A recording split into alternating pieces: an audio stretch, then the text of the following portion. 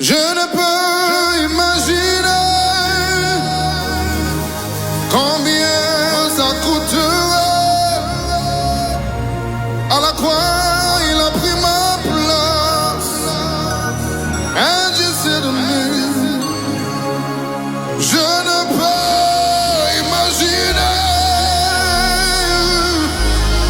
combien ça coûterait. À la croix, il a pris ma place. Nous devions mourir crucifiés parce que c'est nous qui avons péché et qui étions condamnés. Mais Jésus-Christ, pur, sans péché, a accepté de prendre notre place, ce qu'on appelle le substitut.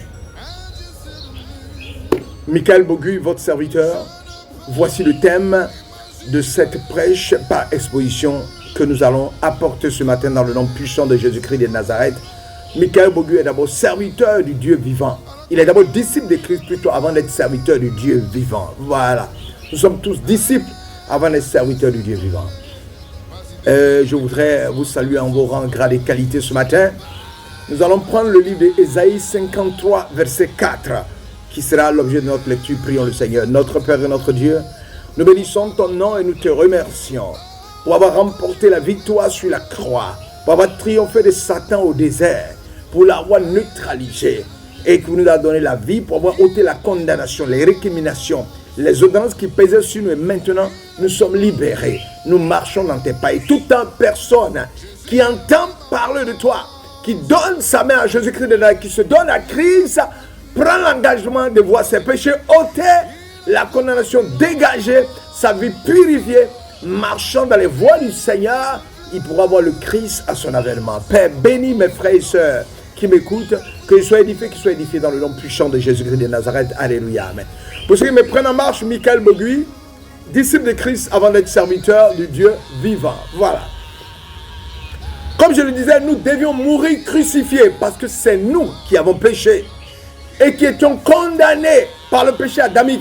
Mais Jésus-Christ, pur sans péché, a accepté de prendre notre place. Voilà. Alors nous allons ouvrir le livre d'Ésaïe 53, verset 4. Il est écrit, Ésaïe 53, verset 4. Cependant, ce sont nos souffrances qu'il a portées, c'est de nos douleurs qu'il s'est chargé, et nous l'avons considéré comme puni, frappé de Dieu et humilié. Verset 5 dit, mais il était blessé pour nos péchés, brisé pour nos iniquités. Le châtiment qui nous donne la paix est tombé sur lui. Je m'arrête là. Parce que ma presse tourne autour, il fait partie du passage. Ici, Ésaïe nous montre, nous fait une révélation. Alors que Jésus n'est même pas encore sur terre. Il fait une révélation. Il donne une parole prophétique de Christ qui vient bientôt. Et comment il va supporter nos péchés. Et nous voyons dans le Nouveau Testament l'accomplissement de cette prophétie. Parce que l'Ancien Testament est l'ombre des choses à venir. Le Nouveau Testament est l'accomplissement de ces choses-là. Donc Jésus-Christ est mort à la place du pécheur que je suis. Oui, Jésus-Christ est mort à la place du pécheur que tu es. Jésus-Christ est mort à la place de la pécheresse que tu es. Mon frère et ma soeur, soyons sincères avec nous-mêmes. En regardant la croix, ce n'est pas Jésus, lui qui n'a point péché, qui devait être crucifié. Mais c'est moi, c'est toi. C'est nous qui aurons dû être crucifiés à cause de nos péchés. Jésus était dans son ciel de gloire et n'avait aucun besoin de venir sur la terre. Encore moins de mourir. Le contraire aurait été normal. Mais par amour pour toi et moi, il a été blessé pour nos péchés, brisé pour nos iniquités. Le châtiment qui nous donne la paix est tombé sur lui. Cela est Ésaïe 53, verset 4 à 5. Mais le diable ne pouvait rien lui reprocher en regardant la croix. Face à la croix, j'ai dit merci Jésus. Tu as fait tout cela pour moi. Tu es mort à ma place. Jésus s'est abstenu de toute menace, de toute vengeance. Il a tout accepté pour nous. Son sacrifice est uniquement pour toi, pour moi, à 100%. De la première angoisse, dans le Gethsémani, au dernier cri. Quelle reconnaissance, quelle action de grâce devons-nous avoir? Quelle dette envers notre Sauveur? Aucun service n'est trop dur, aucun effort n'est trop grand pour le remercier. Tout ce que tu fais dans l'église, tu crois que tu fais trop? Non, Christ a fait plus que toi. Quand on dit à jeûne et prière, tu disparais. Quand on dit, bon, est-ce qu'il y a quelqu'un qui veut faire l'œuvre de Dieu? On a besoin de toi dans tel endroit, tu refuses. Tu ne veux rien faire. Mais je voudrais te dire que Christ a souffert. Lui, il a fait plus que toi. Et tu dois accepter de faire plus que lui. Mais c'est que tu ne pourras pas faire plus que lui. Mais fais son œuvre pour être reconnaissant vis-à-vis de ce Dieu-là. Un autre aspect très important, le sacrifice de Jésus était volontaire. Ce n'est pas quelqu'un qui l'y a poussé. Ce n'est pas Satan qui l'a poussé. Non. Jésus aurait pu refuser. Jésus n'a pas été obligé de donner sa vie. Il avait reçu cette possibilité de Dieu. Donner sa vie ou la garder.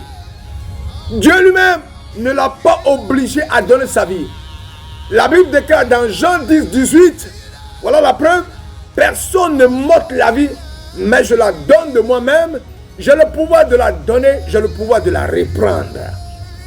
Cette possibilité est devant lui jusqu'au bout. Quelle tentation! Les moqueurs au pied de la croix criaient. Il a sauvé les autres et il ne peut pas se sauver lui-même. Bien sûr, Jésus aurait pu descendre de la croix, opérer un miracle, faire tomber ses détracteurs. Nous aurions alors été perdus si Jésus n'avait pas accepté d'aller à la croix. Mais il a pensé à notre salut. Il a pensé à l'amour de Dieu. Il a pensé au salut de l'humanité. Le don volontaire de Jésus doit inspirer notre don volontaire. Dieu ne nous oblige pas à travailler pour lui, à lui donner notre temps, notre argent. Mais il attend que nous le fassions de notre propre volonté avec joie. Des personnes disent ce qu'ils veulent. On ne doit plus payer la dîme, on ne doit plus faire ceci, on ne doit plus faire cela. Au contraire, Christ a tellement souffert que donner ton argent, c'est être reconnaissant vis-à-vis de Jésus.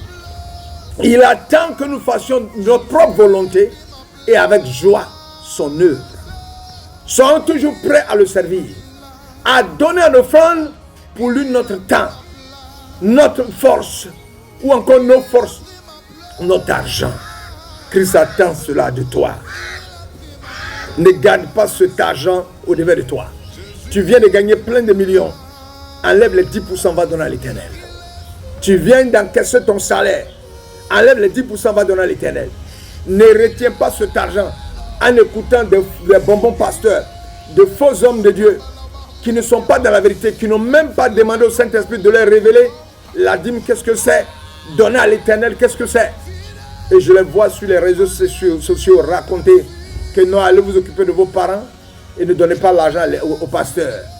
Mais l'Éternel ne vous a pas demandé de ne vous a jamais dit de ne pas vous occuper de vos parents. L'Éternel dit occupez-vous de vos parents, mais occupez-vous de son œuvre.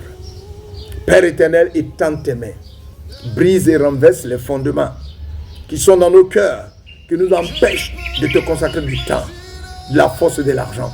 Nous pouvons passer 3 heures sur Internet, sur TikTok, mais nous ne pouvons pas passer 3 heures en prière.